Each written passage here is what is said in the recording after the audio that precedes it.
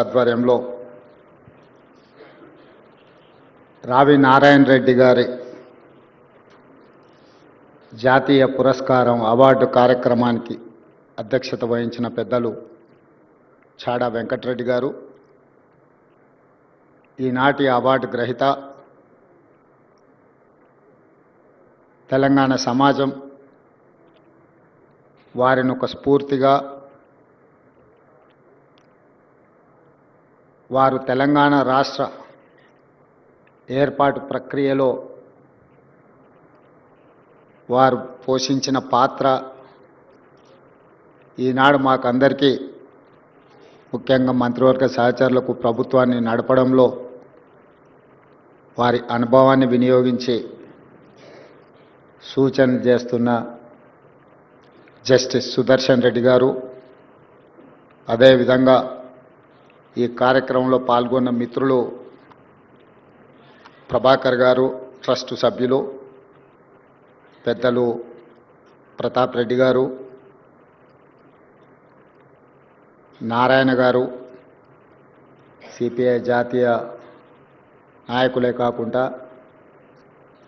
మాలాంటి వాళ్ళందరినీ క్రియాశీలక రాజకీయాలలో ప్రభావితం చేస్తూ ఉంటారు వారి ఉపన్యాసాల ద్వారా.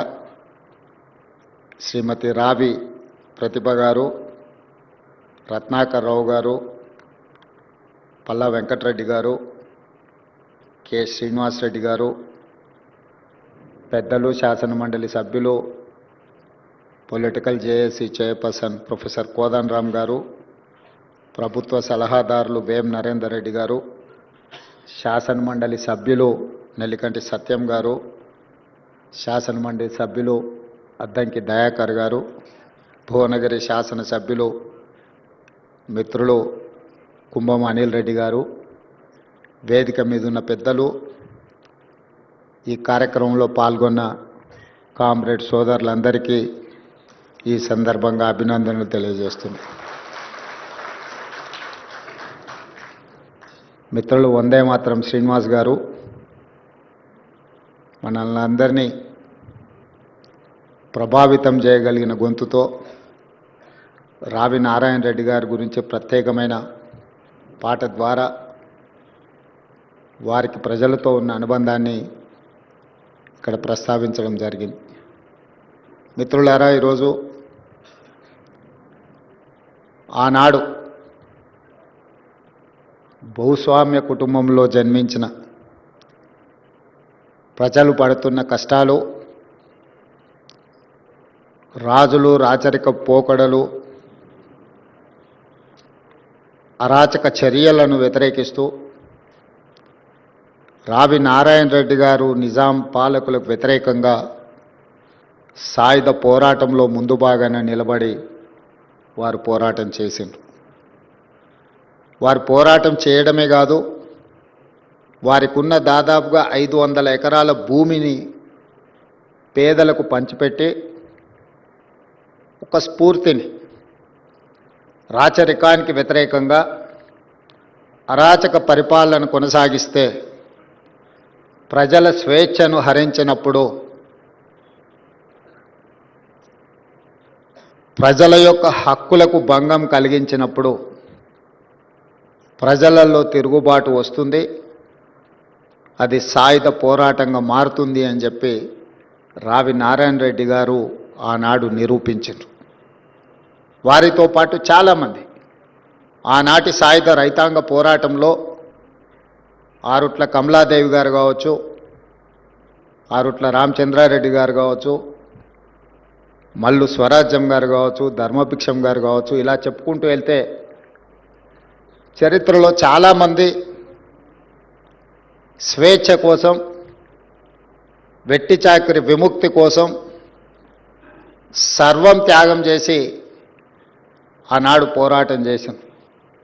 ఇంతకుముందు ప్రతాప్ రెడ్డి గారు భారతదేశానికి ఆగస్టు 15, 1947లో స్వతంత్రం వస్తే సెప్టెంబర్ 17, 1948 వరకు ఈ ప్రాంతానికి విముక్తి కలగలేదు. హైదరాబాద్ సంస్థానంలో ఆనాడు రాచరిక పాలనలో మగ్గుతున్నప్పుడు ఈ ప్రాంత ప్రజలు చదువుకున్న వాళ్ళే కాదు, చదువులేని వాళ్ళు స్వేచ్ఛ కావాలి, ఇక రాచరికం చేతిలో మేము నలిగిపోదలుచుకోలేదు, సర్వం ఒడ్డుతాం, మేము స్వేచ్ఛను సాధిస్తాం, ఈ వెట్టి చాకిరి విముక్తి నుంచి మేము బయట పడతాం, వెట్టి చాకిరి నుంచి అని చెప్పి ఆనాడు పోరాటం చేయడం జరిగింది.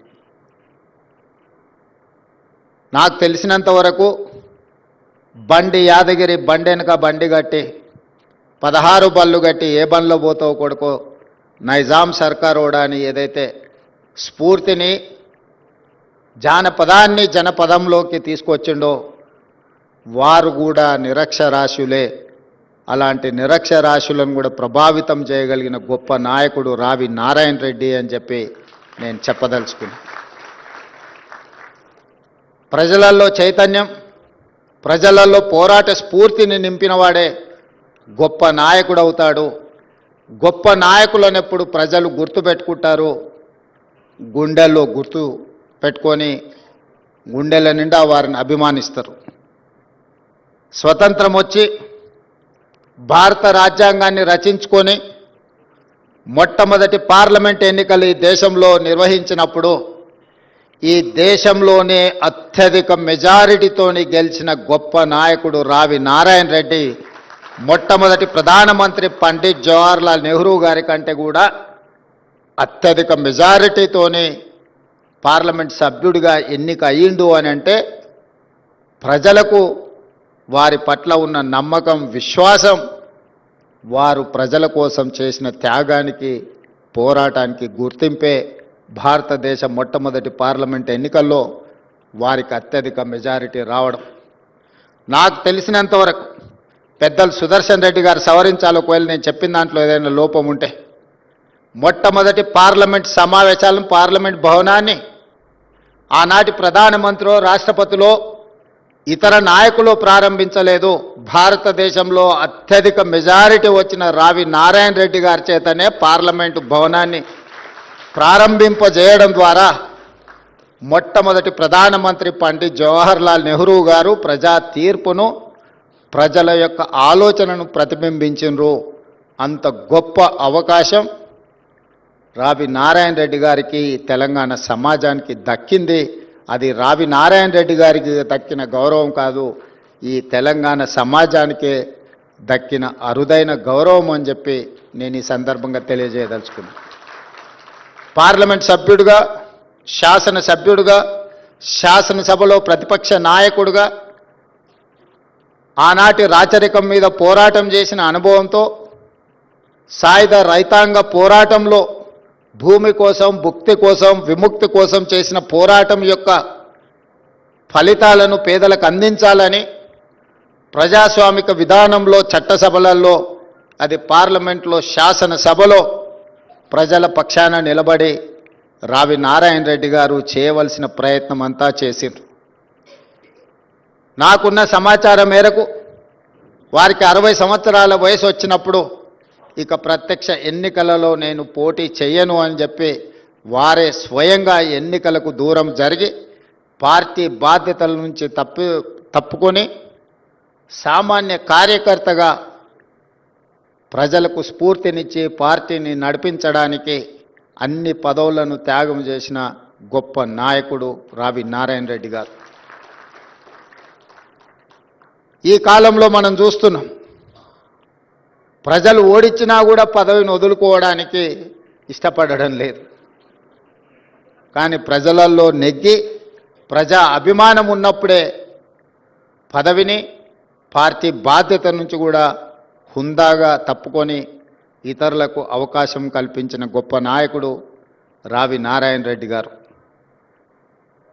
స్వేచ్ఛ కోసం, వెట్టి చాకిరి విముక్తి కోసం కొట్లాడి ప్రజాస్వామ్యాన్ని, రాజ్యాంగాన్ని బలోపేతం చెయ్యాలి, మనమే రచించుకున్న రాజ్యాంగాన్ని పేదలకు అందుబాటులోకి తీసుకురావాలని తన వంతు ప్రయత్నం చేసి మొదటి తరంలో ఒక గొప్ప స్ఫూర్తిని నింపిన రావి నారాయణ రెడ్డి గారి జాతీయ పురస్కారం మలితరంలో జస్టిస్ సుదర్శన్ రెడ్డి గారికి అందించడము అనంటే సముచితమైన స్థానము ఈ జాతీయ అవార్డుకు రావి నారాయణ రెడ్డి గారు అందించిన సేవలకు దక్కిన గౌరవం.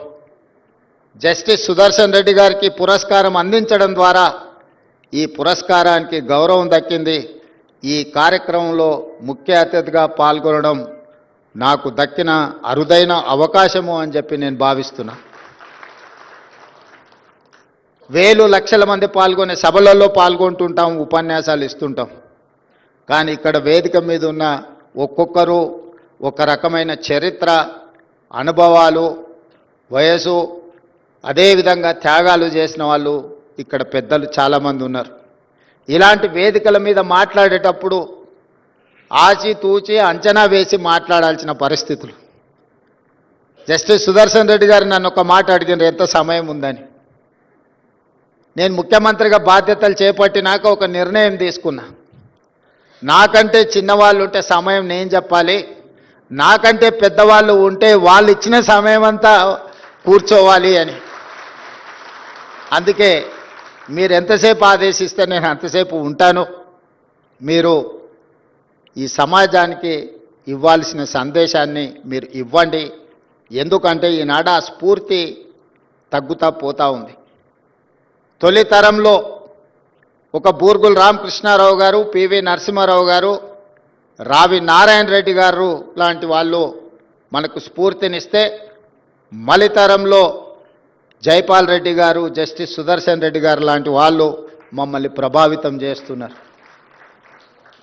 50 సంవత్సరాలు సుదీర్ఘకాలం శాసనసభ్యుడిగా, పార్లమెంట్ సభ్యుడిగా, రాజ్యసభ్యుడిగా, కేంద్ర మంత్రిగా, ఐఎన్పిఆర్ మంత్రిగా, వివిధ హోదాలలో పెట్రోలియం శాఖ మంత్రిగా, అర్బన్ డెవలప్మెంట్ మినిస్టర్గా, ఉత్తమ పార్లమెంటేరియన్గా, దక్షిణాది రాష్ట్రాలలోనే మొట్టమొదటి ఉత్తమ పార్లమెంటేరియన్గా రాణించిన జైపాల్ రెడ్డి గారు లాంటి వాళ్ళు, ఆ తరానికి సంబంధించిన జస్టిస్ సుదర్శన్ రెడ్డి గారు లాంటి వాళ్ళు ఈరోజు తెలంగాణ సమాజానికి ఒక స్ఫూర్తినిచ్చేవాళ్ళు.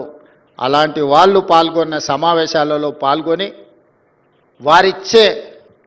వారు చెప్పే వారి అనుభవాలను వినడం ద్వారా పరిపాలనలో నిర్ణయాలు తీసుకునే సందర్భంలో అవి మాకు ఉపయోగపడుతూ ఉంటాయి. అందుకే ఇలాంటి సమావేశాలకు వచ్చినప్పుడు సమయంతో కొలవకుండా వాళ్ళ అనుభవం నుంచి ఏమైనా నేర్చుకుందామన్న ఆలోచనతోనే నేను ఈ సమావేశాలలో పాల్గొంటుంటా. జైపాల్ రెడ్డి గారి గురించి కూడా ఒక మాట చెప్పాలి. నాకు వారికి పెద్దగా రాజకీయంగా అంత పెద్ద సత్సంబంధాలు ఏమి ఉండేది కాదు. 2014లో వారు పార్లమెంట్ సభ్యుడిగా 2000 ఓట్లతో ఓడడానికి నేనే కారణం. కానీ ఏ రోజు కూడా వారు నన్ను ఎప్పుడు ద్వేషించలే. 2019లో వారిని పార్లమెంట్ సభ్యుడిగా నిలబడమని నేనే స్వయంగా వెళ్ళి వారితో కూర్చున్నా. ఈసారి ఎట్లయినా మీరు ఎన్నికల్లో నించోండి, మీ గెలుపు కోసం ప్రయత్నం చేస్తాం. 2014లో జరిగిన తప్పిదాన్ని 19లో సరిదిద్దాలనుకుంటున్నాం. మీరు పార్లమెంట్ సభ్యుడిగా పోటీ చేయండి. మోడీ గారు లాంటి ఫ్యాసిస్టులు ఈరోజు పరిపాలన సాగిస్తుంటే మీలాంటి వాళ్ళు చట్టసభలలో ఉండాల్సిన అవసరం ఉన్నది. నిబద్ధత కలిగిన, ప్రశ్నించగలిగిన శక్తి సామర్థ్యాలు ఉన్న మీలాంటి వాళ్ళు ఎన్నికల్లో పోటీ చేయాలని వారిని నేను స్వయంగా కలిసి మాట్లాడిన.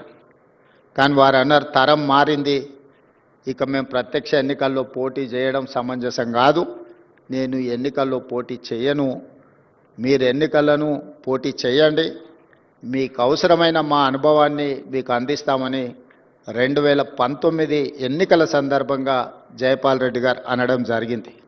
అంటే సమాజంలో వస్తున్న మార్పును, ప్రజల ఆలోచనను వాళ్ళ యొక్క శైలిలో ఎన్నికలను, ప్రజాస్వామ్యాన్ని చూస్తూ ఇప్పుడు మేము ఆదర్శంగానో లేకపోతే మేము మీకు మార్గదర్శకులుగా నిలబడాల్సిన సందర్భం, మీరు ఎన్నికల్లో పోటీ చేయండి, మేము ప్రోత్సహిస్తాం, భుజం తట్టామని చెప్పి జైపాల్ రెడ్డి గారు, జస్టిస్ సుదర్శన్ రెడ్డి గారు లాంటి వాళ్ళు ఎన్నికల పోటీలో నిలబడ్డప్పుడు ప్రొఫెసర్ కోదండరామ్ గారు లాంటి వాళ్ళు అండగా నిలబడి ఈరోజు తెలంగాణ రాష్ట్రంలో ప్రజాప్రభుత్వం ఏర్పాటుకు సహకరించారు. ఇవన్నీ అనుభవాలు. చరిత్ర మనకు పాఠాలు నేర్పుతుంది. జరుగుతున్న పరిణామాలు మన కళ్ళకు కట్టినట్టుగా కనిపిస్తాయి. ఈ రెండు కలిస్తేనే మన భవిష్యత్ కార్యాచరణగా మారుతుంది. అందుకే ఈనాడు ఒక రావి నారాయణ రెడ్డి గారి యొక్క గొప్పతనము, ఈనాడు అవార్డు గ్రహీత జస్టిస్ సుదర్శన్ రెడ్డి గారి గురించి రెండు విషయాలు ప్రస్తావించాల్సిన అవసరం ఉన్నది.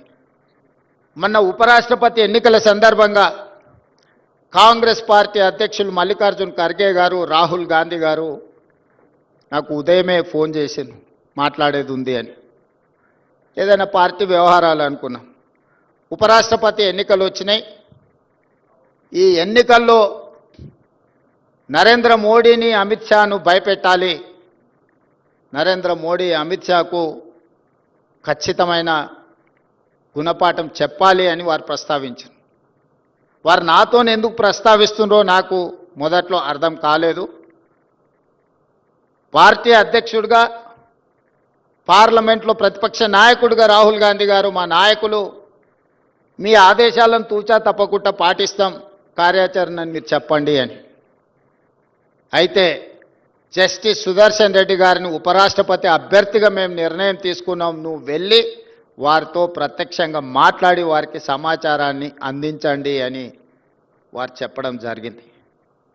వారేం ప్రజాదరణ ఉన్న పబ్లిక్ లీడర్ ఏం కాదు కదా, లేదా వేదికల మీద మాలాక కొంచెం పరుషమైన పదజాలంతో ఉపన్యాసాలు ఇచ్చే నాయకుడు కూడా కాదు కదా. వారు ఏ రకంగా మోడీని, అమిత్ షా గారిని భయపెట్టగలరు అని చెప్పి నేను రాహుల్ గాంధీ గారిని అడిగిన. వారి నిబద్ధత నరేంద్ర మోడీని, అమిత్ షాను భయపెడుతుంది. వారి నిబద్ధతను చూసి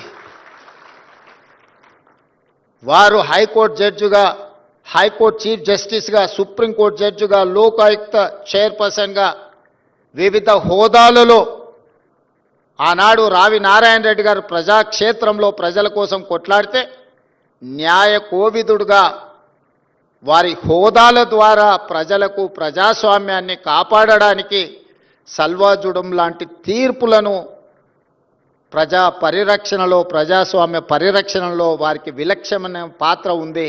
వారిని ఎన్నికల బరిలో మనం దించాలి, మీరు వెళ్ళి వారిని కలిసి మాట్లాడండి అని చెప్పి నాకు సూచన చేసింది. నేను వెళ్ళి జస్టిస్ సుదర్శన్ రెడ్డి గారితో కలిసిన. ఇప్పుడు ఈ సందర్భంలో నాకు ఎన్నికల్లో పోటీ అవసరమా అని వారు ఒక ప్రశ్న లేవనెత్తింది. అప్పుడు నేను వారికి మల్లికార్జున్ ఖర్గే గారు, రాహుల్ గాంధీ గారు నాతో అన్న విషయాన్ని ప్రస్తావించినప్పుడు, అయితే నేను సిద్ధం, ఎన్నికల్లో పోటీ చేస్తా, ఈ ప్రజాస్వామ్యాన్ని బలపరచాలి, ప్రజలకు ప్రజాస్వామ్యాన్ని స్ఫూర్తిని అందించాలి అని అంటే ఏక వ్యక్తి, ఏక పార్టీ ఈ విధానాలను మనం వ్యతిరేకించాల్సిన అవసరం ఉన్నది. మనం ఖచ్చితంగా ఈ ఎన్నికల్లో నిలబడదామని చెప్పి వారు నిర్ణయం తీసుకొని ముందుకు వచ్చిండ్రు. అదే విషయాన్ని నేను శ్రీమతి సోనియా గాంధీ గారికి, మల్లికార్జున్ ఖర్గే గారికి తెలియజేయడం జరిగింది. వారి అభ్యర్థిత్వం ప్రకటించిన తర్వాత ఇండియా కూటమిలో ఉన్న వాళ్ళే కాదు, లేని వాళ్ళు కూడా ముందుకొచ్చి కాంగ్రెస్ పార్టీ సరైన అభ్యర్థి ప్రతిపాదనతో ముందుకొచ్చింది, మేమందరం జస్టిస్ సుదర్శన్ రెడ్డి గారికి అండగా నిలబడతామని కేజ్రీవాల్తో సహా చాలా రాజకీయ పార్టీలు ముందుకొచ్చి జస్టిస్ సుదర్శన్ రెడ్డి గారి నామినేషన్ కార్యక్రమంలో పాల్గొన్నారు. నామినేషన్ కార్యక్రమంలో సోనియా గాంధీ గారు, రాహుల్ గాంధీ గారు, ప్రియాంక గాంధీ గారు మొత్తం కుటుంబం అంతా వారి పక్కన నిలబడి వారి నామినేషన్ పత్రాలు దాఖలు చేయించిండ్రు అని అంటే వారికి ఉన్న నిబద్ధత, నరేంద్ర మోడీ గారికి ఉన్న భయాన్ని ఆ నామినేషన్ కార్యక్రమాన్ని ఒకసారి పరిశీలిస్తే ఎవరికైనా అర్థమవుతుంది. వారు మన తెలంగాణ బిడ్డ, మన మధ్యలో ఉండడం, ఈనాడు రావి నారాయణ రెడ్డి గారి జాతీయ పురస్కారం వారికి ఇవ్వడం అని అంటే సముచితమైన వ్యక్తి సరైన సందర్భంలో ఈ పురస్కారాన్ని అందించినట్టుగా నేను భావిస్తున్న నిర్వాహకులకు అందరికీ కూడా మనస్ఫూర్తిగా నేను అభినందనలు తెలియజేస్తున్నాను. సరైన సమయంలో సరైన నిర్ణయం మీరు తీసుకున్నందుకు మనస్ఫూర్తిగా అభినందిస్తున్నాను. అదేవిధంగా నిన్న మన రాష్ట్రంలో నేను లేను కానీ జరుగుతున్న పరిణామాలను నిశ్చితంగా గమనిస్తూనే ఉన్నాం. ఎక్కడున్నా ఓ కన్నీటి వేస్తూనే ఉంటాం. అక్కడ చదువుకోవడానికి వెళ్ళినప్పుడు నారాయణ గారు అడుగుతున్నారు ఎంతసేపు ఉంటాయి క్లాసులని. ఉదయం 7 నుంచి సాయంత్రం 7 వరకు క్లాసులు జరుగుతూనే ఉంటాయి. అన్ని క్లాసులు అటెండ్ అవుతూనే ఉన్నా. ఎందుకనంటే మనం తెలుసుకోవాలని కావాలని హార్వర్డ్కి వెళ్ళి జాయిన్ అయినాం కాబట్టి క్లాసులలో క్రమశిక్షణ కలిగిన విద్యార్థిగా నేర్చుకోగలిగినంత నేర్చుకోవాలనేదే నా ఆలోచన.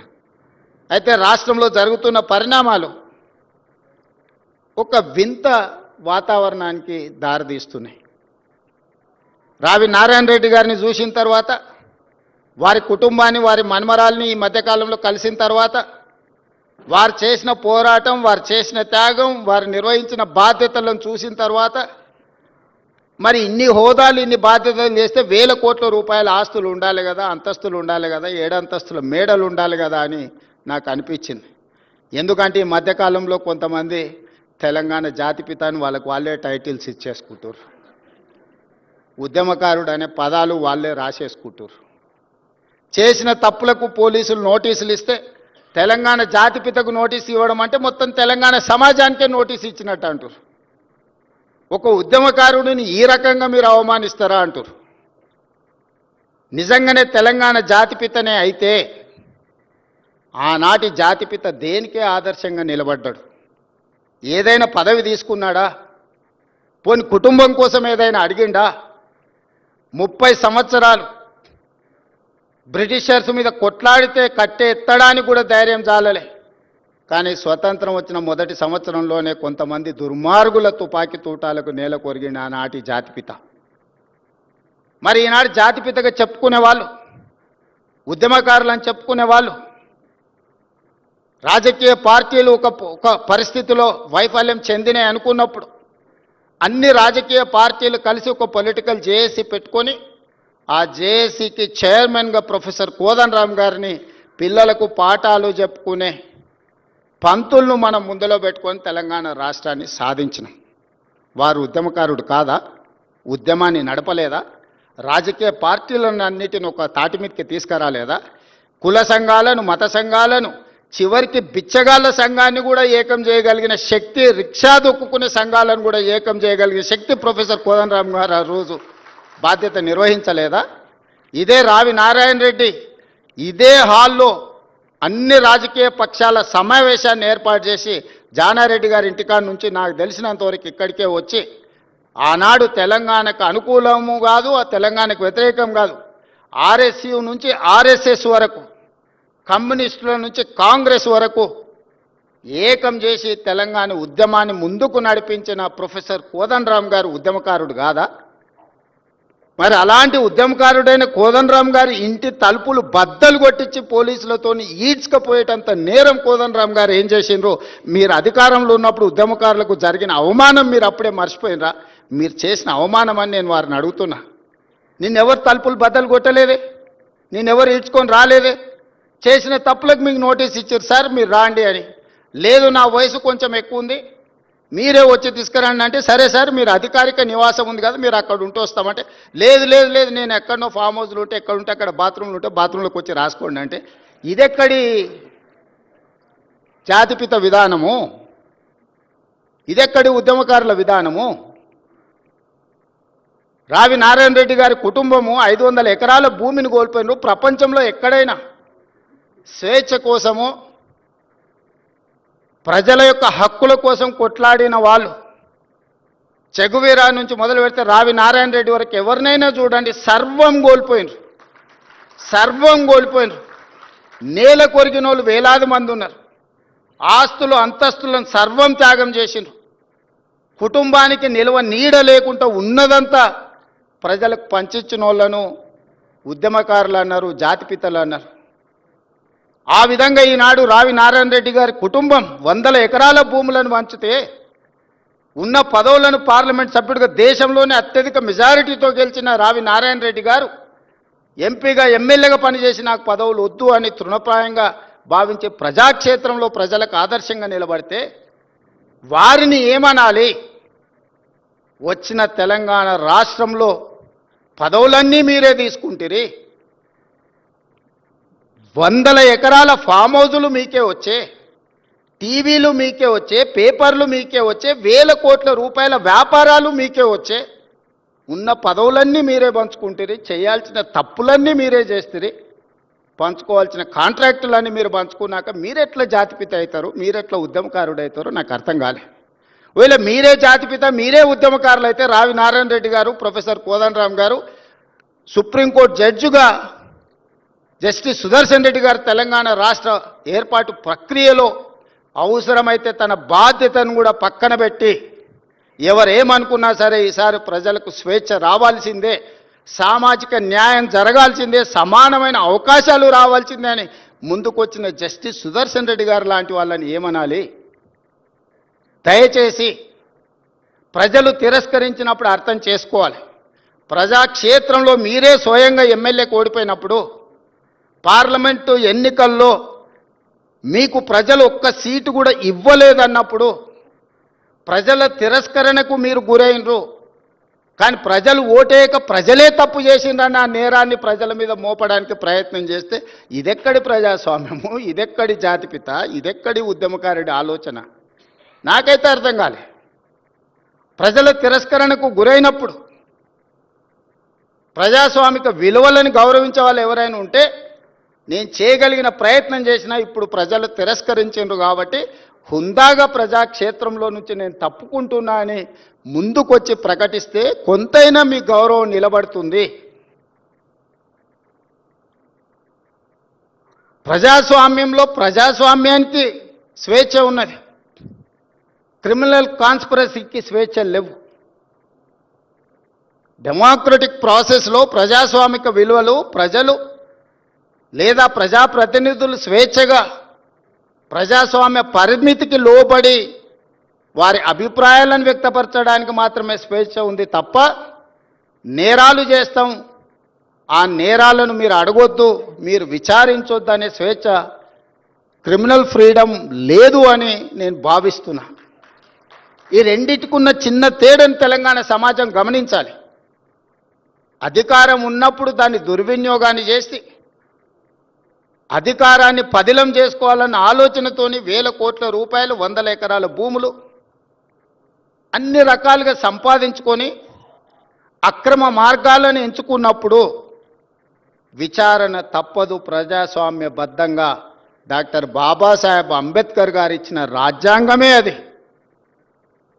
ఒకసారి హోదాకు వస్తే ఏ నేరాలు చేసినా ఆ నేరాలను విచారించకూడదని ఎక్కడా లేదు. సిబు సోరెన్ గారు ఎంత కొట్లాడిండ్రు? సిబు సోరెన్ లేకపోతే ఆ రాష్ట్రం వస్తుండేనా? వారు విచారణను ఎదుర్కోలేదా? లేదా అధికారంలో ఉన్నప్పుడు పాల్పడిన కొన్ని తప్పిదాలకు లాలు ప్రసాద్ గారు, జయలలిత గారు, లేకపోతే యడ్యూరప్ప కర్ణాటక ముఖ్యమంత్రి గారు పెద్ద పెద్ద రాష్ట్రాలకే ముఖ్యమంత్రులుగా బాధ్యతలు నిర్వహించారు కదా, వాళ్ళు విచారణను ఎదుర్కోలేదా? సెషన్ కోర్టుకు వెళ్ళి చేతులు కట్టుకొని మేజిస్ట్రేట్ గారి ముందలా నిలబడలేదా? మనం ఎవరం అతీతులం కాదే, దైవాంశ సంభూతులం కాదే. మధ్య యుగాలలో చక్రవర్తులు అనుకునే వాళ్ళంట నేనే రాజ్యం, రాజ్యమే నేను అని. మధ్య యుగాల చక్రవర్తుల యొక్క ఆలోచనలను పక్కన పెట్టండి. ప్రజాస్వామిక దేశంలో ఉన్నాం. మధ్య యుగాల చక్రవర్తులు రాజుకు బాధ వస్తే రాజ్యానికి బాధ వచ్చినట్టు, రాజుకు సంతోషం కలిగితే రాజ్యమంతా సంతోషంగా ఉన్నట్టు మధ్య యుగాలలో చక్రవర్తులు అనుకునేవాళ్ళు. మధ్య యుగాల చక్రవర్తులు ఈనాడు కాలం చెల్లింది. ఈరోజు ప్రజాస్వామిక బద్ధంగా జరిగే విచారణలు ఎవరైనా ఎదుర్కోవాల్సిందే. ఆనాడు మీరు చేసిన తప్పిదాలు, కోదండరామ్ గారి తలుపులు బద్దలు కొట్టినప్పుడు ఒక్కసారైన ఉద్యమకారుడిని, తెలంగాణ రాష్ట్ర సాధనలో అందరినీ ఏకం చేసి నడిపించిన వాళ్లకు ఈ రాష్ట్రంలో ఇంత అవమానం జరగకూడదు వచ్చిన రాష్ట్రంలో అని ఒక్కసారైనా ఆలోచన చేసిండ్రా? వారు ఉన్నప్పుడు చట్టసభలలో రానిచ్చే అవకాశం కూడా ఇవ్వలే. ప్రజా పరిపాలన ఏర్పడ్డ తర్వాత వారిని శాసనమండలి సభ్యులుగా పెద్దల సభలో ఉండాలని పంపిస్తే సుప్రీంకోర్టు వరకు కేసేసి కొట్టేయించిన చరిత్ర మీది. అంత నేరం కోదండరామ్ గారు ఏం చేసిండ్రని నేను అడుగుతున్నా. నువ్వు ఇవ్వకపోతే ఇవ్వకపోయినా నీకు నచ్చలేదు, నువ్వు ఇవ్వలేదు, నచ్చితే నజరానా, నచ్చకపోతే జుర్మానా, నీ విధానం సరే మంచిది, నీ విధానానికి ప్రజలు కూడా తీర్పు ఇచ్చారు. అరే పెద్ద మనిషి పెద్దల సభలో ఉండాలి, మాలాంటి యువకులకు వారు ప్రజల నుంచి నిత్యం ప్రజల మధ్యలో ఉంటారు, ప్రజల నుంచి సమస్యలు తెలుసుకుంటారు, వాటిని చట్టసభలలో ప్రస్తావిస్తే ఆ సమస్యలు పరిష్కరించవచ్చని ఒక మంచి ఆలోచనతోని వారిని పెద్దల సభకు తీసుకొస్తే, ఆ తీసుకొచ్చిన పెద్దల సభలోకి తెచ్చిన అంశాన్ని కూడా సుప్రీంకోర్టు వరకు కేసులేసి కొట్లాడి కొట్టేయించాల్సినంత తప్పిదం ప్రొఫెసర్ కోదండరామ్ గారు ఏం చేసిండ్రని నేను ఈ వేదిక మీద నుంచి అడుగుతున్నా. ఇలాంటి విషయాలు ఎన్నో మన సమాజంలో ఉన్నాయి. అందుకే కమ్యూనిస్టు సోదరులని మీరు పోరాటాలు చేసిండ్రు, మీరు నినాదాలు ఇచ్చిండ్రు, మీరు చేసిన పోరాటాలకు మీరు ఇచ్చిన నినాదాలకు చట్టబద్ధత చేసింది కాంగ్రెస్ పార్టీ. రైతు కూలీ సంఘాలు పెట్టి హక్కుల కోసం మీరు కొట్లాడిరు, కనీస వేతనాల కోసం మీరు కొట్లాడిరు. కనీస వేతన చట్టం కాంగ్రెస్ పార్టీ చేసింది. రైతులు పండించిన పంటకు గిట్టుబాటు ధర ఉండాల్సిందే అని రైతాంగ పోరాటాలు మీరు చేసిరు. కనీస మద్దతు ధరను కాంగ్రెస్ పార్టీ చేసింది. దున్నేవాడికే భూమి ఉండాలనే నినాదాన్ని భూమి నుంచి ఆకాశం వరకు మీరు వినిపించారు. అగ్రికల్చర్ సీలింగ్ యాక్ట్ తీసుకొచ్చి పేదలకు భూములు పంచిపెట్టి పట్టాలిచ్చి జాగీర్దారుల దగ్గర జమీందారుల దగ్గర ఉన్న భూముల లక్షలాది ఎకరాలను సేకరించి ఆ పట్టాలను కాంగ్రెస్ పార్టీ ఇచ్చింది. అడవులలో ఉండే ఆదివాసీలకు అటవీ హక్కుల చట్టం ఉండాలి, వాళ్ళ హక్కులను కాపాడాలి అని మీరు కొట్లాడితే 2006 అటవీ హక్కుల చట్టాన్ని తీసుకొచ్చి పోడు భూముల పట్టాలు 10 లక్షల ఎకరాలకు పంచిపెట్టి చట్టబద్ధత కాంగ్రెస్ పార్టీ కల్పించింది. ప్రజాక్షేత్రంలో ఉండి కొట్లాడి ప్రజల పక్షాన నిలబడి వాళ్ళ తరఫున మాట్లాడే గలం ఎర్రజెండా. ఎర్రజెండా కొట్లాడిన ప్రతి అంశాన్ని చట్టాన్ని చేసిన చరిత్ర కాంగ్రెస్ది. నాణానికి రెండు వైపు ఎలానో ప్రజలకు కూడా కమ్యూనిస్టులు కాంగ్రెస్ పార్టీ అంతే అవసరం. ఈనాడు మోడీ లాంటి వాళ్ళు 1 నేషన్ 1 ఎలక్షన్ అంటుర్రు. ఇది 1 నేషన్ 1 ఎలక్షన్ కాదు, 1 పర్సన్ 1 పార్టీ అనే విధానాన్ని తీసుకురావాలని ఈరోజు దేశంలో ప్రయత్నం చేస్తున్నారు. మొన్న జరిగిన పార్లమెంట్ ఎన్నికల్లో 400 సీట్లు అడిగింది రాజ్యాంగంలో మార్పులు తేవడానికి కాదు, రాజ్యాంగాన్ని తొలగించడానికి. రాజ్యాంగంలో మార్పులు తేవడానికి సింపుల్ మెజారిటీ చాలు. 123 సార్లు ప్రజల అవసరాల కోసం మనం రాజ్యాంగాన్ని సవరించుకున్నాం. జస్టిస్ సుదర్శన్ రెడ్డి గారు చాలా రాజ్యాంగ సవరణల గురించి వారు ప్రస్తావించారు. డాక్టర్ బాబాసాహెబ్ అంబేద్కర్ గారు రాజ్యాంగంలోనే ప్రొవిజన్ ఇచ్చిండు, ప్రజలకు అవసరమైనప్పుడు ప్రజలకు అనుకూలంగా రాజ్యాంగాన్ని సవరించుకొని ఒక మంచి పరిపాలన అందించడానికి వారు రాసిన రాజ్యాంగంలోనే వారు అవకాశాన్ని ఇచ్చింది. నిజంగా ప్రజలకు అనుకూలమైన మార్పులు తీసుకురావడానికి 400 సీట్లు అవసరం లేదు. రాజ్యాంగాన్ని రద్దు చేయాలన్న దుర్మార్గమైన ఆలోచనతో 400 సీట్లు అడిగితే ప్రజలు సింపుల్ మెజారిటీ కూడా ఇవ్వకుండా ప్రజలు తెలివిగా వ్యవహరించి ఆ పార్టీని నియంత్రించిండ్రు. ఇప్పుడు పరోక్షంగా ప్రజలకు రాజ్యాంగం ద్వారా ప్రసాదించబడిన ఓటు హక్కును కాలరాయాలని కుట్ర జరుగుతుంది. దానికి పర్యాయ పదమే ఎస్ఐఆర్ రూపంలో తీసుకొచ్చారు. ఆనాడు పేదలకు ఓటు హక్కు ఉండాలనా వద్దా అని చర్చ జరిగినప్పుడు గోల్వాల్కర్ విధానాన్ని సిద్ధాంతాన్ని నమ్మినోళ్ళు పేదలకు ఓటు హక్కు ఉండొద్దు అని అంటే పేదవాడికి ఆయుధమే ఓటు అవుతుంది, పేదవాడిని ఎవడు పరిపాలించాలని వాళ్ళు నిర్ణయం తీసుకుంటారని ఆనాడు నెహ్రూ అదేవిధంగా అంబేద్కర్ గారు ఓటు హక్కునిచ్చిండ్రు. ఆ ఓటు హక్కును కాలరాయడానికి కుట్ర జరుగుతుంది. కమ్యూనిస్టు సోదరులు గ్రామాలలో చైతన్యం తీసుకురావాలి. ఈరోజు ఎన్నో విషయాల గురించి మాట్లాడుతున్నారు. మీ తాతలు ముత్తాతలు ఎక్కడ పుట్టినరో వాటి వివరాలు తీసుకురండి అని రాహుల్ గాంధీ గారు ఒకే ఒక్క మాట అడిగింది, మోడీ గారు మీరు చదువుకున్న సర్టిఫికెట్ ఒకటి చూపించండి అని. ఆ సర్టిఫికెట్ మాత్రం చూపించాడంటే ఆర్టీఐ కూడా అతీతం అంటది. మోడీ గారి చదువు గురించి చదువుకున్న సర్టిఫికెటే అడిగింది. ఇప్పుడు నేను హార్వర్డ్ పోయి వచ్చిన, నారాయణ గారిని సర్టిఫికెట్ ఏడుందంటే తెచ్చి చూపిస్తా, సార్ ఇదో సర్టిఫికెట్ హార్వర్డ్లో నాకు ఇచ్చిరని. నేను చదువుకున్నది నిజమైనప్పుడు, నాకు పట్టా ఇచ్చింది నిజమైనప్పుడు చూపించడానికి ఉన్న సమస్య ఏంది? ఎక్కడ చదువుకున్నానో ఏ యూనివర్సిటీ నాకు ఇచ్చిందో చూపించడానికి ఉన్న సమస్య ఏంది?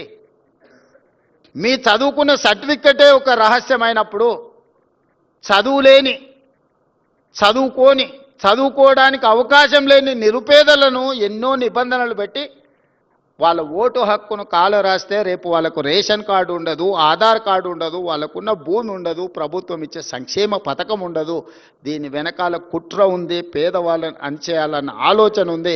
రాజ్యాంగాన్ని ఒక రూపంలో పూర్తిగా సమూలమైన మార్పు తీసుకురావాలనేది ఆ రూపంలో అవకాశం లేదు కాబట్టి ఇంకొక రూపంలో ఈరోజు దాడి జరుగుతుంది రాజ్యాంగం మీద.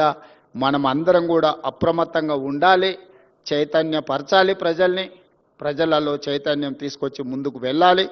రావి నారాయణ రెడ్డి గారి గురించి వివిధ అంశాలను నిర్వాహకులు ప్రస్తావించారు. ఈ వేదిక మీద కాదు, నేను ప్రత్యేకంగా మున్సిపల్ ఎన్నికల తర్వాత వాళ్ళని పిలిచి కూర్చోబెట్టి పాఠ్యాంశంలో ఏం చేర్చాలి, వారి విగ్రహం ఎక్కడ పెట్టాలి, వారికి సముచితమైన గౌరవం తెలంగాణలో ఏ విధంగా ఇయ్యాలనో తప్పకుండా అవార్డు గ్రహీతతో సహా నిర్వాహకులను అందరిని కూడా అధికారికంగా సచివాలయానికే పిలిచి మీ అందరితో మాట్లాడి చెయ్యగలిగిన ప్రతి పనిని తప్పకుండా వారి గౌరవం పెంచడానికి ఈ ప్రభుత్వం ఎప్పటికీ అందుబాటులో ఉంటుంది. ఆ విధమైన కార్యాచరణతో ముందుకు వెళ్తుందని తెలియజేస్తూ మీ అందరి దగ్గర సెలవు తీసుకుంటున్నా. ధన్యవాదాలు మిత్రులారా.